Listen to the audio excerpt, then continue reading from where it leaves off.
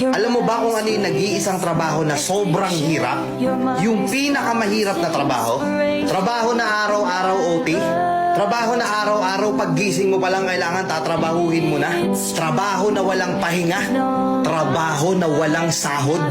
Merong ganyan. Merong ganyan, hindi lang napapansin. Hindi lang napag-uusapan. Alam mo kung ano yon? Pagiging housewife. Di ba? Pagiging may bahay. Pagiging isang ina. Totoo, di ba? Nananawagan ako sa lahat ng nanay dito, lahat ng may bahay dito, lahat ng may anak dito. Panoorin nyo tong video na to kung tama lahat ng sasabihin ko. Napakahirap pala talaga maging isang housewife, ano? Paggising mo sa umaga, mag-aasikaso ka, naglilinis ka ng bahay habang nag-aalaga ka ng bata, ikaw magbabudget ng binibigay sa'yo ni mister na sahod niya. Naubos na yung oras mo araw-araw, matutulog kang puyat, gigising kang pagod. Tapos bukas ganun ulit.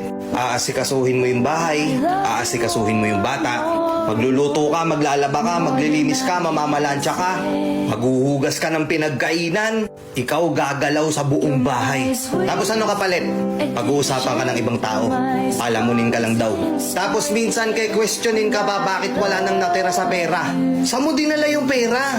Saan mo ginastos? Tapos ikaw sasagot ka, hindi mo ba nakikita? Hirap na ako mag-budget araw-araw. Kay questionin ka pa, hahanapan ka pa. Wala kang choice kundi gawin yung mga trabaho na yun araw-araw. Kahit na minsan marami kang naririnig na pinag-uusapan ka, napakadali lang naman yung ginagawa mo, nasa bahay ka lang naman. Hindi naman ikaw yung nagtatrabaho. Simpleng-simple lang yung gagawin mo. Gusto ko lang malaman ng lahat ng mga nanonood dito na huwag niyong minamaliit yung mga babae porket nasa bahay lang sila.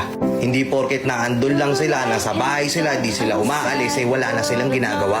Sobrang hirap na trabaho. Sobrang nakakapagod. Pero wala silang choice. Kailangan nilang gampanan yung responsibilidad nila. Na minsan, yung iba pa nga dyan, masakit to kung sa masakit, pero ang trato sa inyo katulong na, di ba? Minsan sasabihin ng mga nanay natin, hirap na ako maglaba, suot lang kayo ng suot ng damit. Ano ba, baso na lang, hindi nyo pa mahugasan. Nakaayos na yung damit mo, kukunin mo pa yung nasa ilalim ni hindi mo man lang maibalik ng maayos. Di ba? Pero yung simpleng mga bagay na yun na ikaw nang ikaw yung paulit-ulit na nag-aayos no, nakakapagod, di ba? Araw-araw ganun yung ginagawa mo. Araw-araw bakit ganun? Parang hindi nila maintindihan. Tapos ikaw pa yung ituturing na walang kwenta sa bahay. Ikaw pa yung sasabihan na hayahay.